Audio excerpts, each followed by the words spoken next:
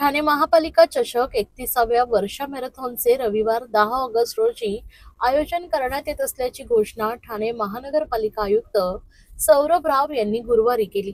30वी वर्षा marathon स्पर्धा 2019 मध्ये झाली होती। आता तब्बल 6 वर्षांनी पुन्हा देश विदेशातील मॅरेथॉनपटूसह ठाणेकर नागरिक या मॅरेथॉनमध्ये मोठ्या उत्साहानं सहभागी होऊ शकणार असल्याचं प्रतिपादन आयुक्त सौरभ राव यांनी केलंय। ठाणे महापालिका चषक 31वी वर्षा मॅरेथॉन ही ठाण्यासाठी अत्यंत प्रतिष्ठेची मॅरेथॉन आहे। 6 वर्षाच्या खंडानंतर ही मॅरेथॉन होत असल्याने सर्व विभागांनी उत्तम समन्वय साधून ही मॅरेथॉन यशस्वी करावी। गेल्या 6 वर्षात शहराच्या रचनेत पायाभूत सुविधांमध्ये बदल झालाय।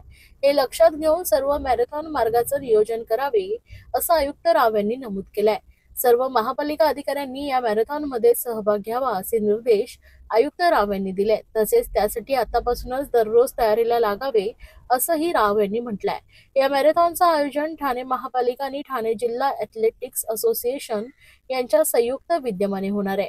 असोसिएशनच्या सूचनेनुसार एकूण 10,38,900 रुपयांची पारितोषिके, चषक व पदके दिली जातील।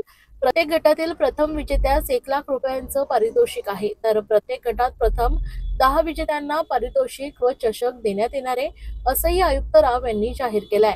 ठाणे महापालिका चषक 31व्या वर्षा मॅरेथॉनच्या स्पर्धेच्या आयोजनाबाबत गुरुवारी महापालिका आयुक्त सौरभ राव यांच्या समोर क्रीडा विभागाच्या वतीने सविस्तर सादरीकरण केलंय। उपायुक्त मिनल पालांडे यांनी 2019 ची मॅरेथॉन स्पर्धेचा आढावा आणि 2025 ची प्रस्तावित स्पर्धेची रूपरेखा या बैठकीत मांडली आहे। त्याप्रसंगी नगर अभियंता प्रशांत सोनाग्रा, उपायुक्त मनीष जोशी, उमेश बिरारी, दिनेश तायडे, सचिन सांगळे, उपनगर अभियंता विकास ढोले, विनोद पवार आणि शुभांगी केसवानी, मुख्य वैद्यकीय अधिकारी डॉक्टर प्रसाद पाटील, आरोग्य अधिकारी डॉक्टर राणी शिंदे यांच्यासह सर्व सहाय्यक आयुक्त, सर्व कार्यकारी अभियंता उपस्थित